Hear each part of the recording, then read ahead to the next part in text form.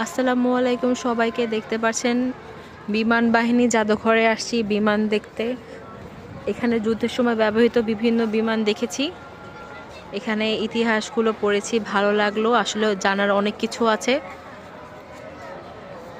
তার মধ্যে একটা গুরুত্বপূর্ণ কথা, সবগুলো বিমান আছে কিন্তু এইখানে যে বিমানটা ছিল সেই বিমানটা নাই। কে কে বলতে পারবা যে এই বিমানটা কোথায় বা এইটাতে করে কে পালিয়ে দেশ ছেড়েছে? যাই হোক, ঠাট্টা করলাম। দেখতে পাচ্ছেন অনেক বিমান রয়েছে।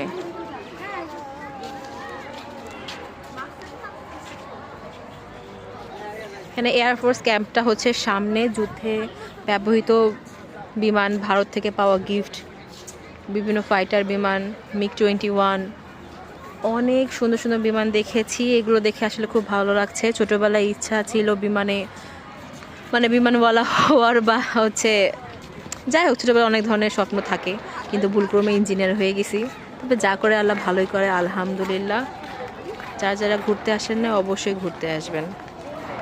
ভালো থাকবেন, বাই বাই।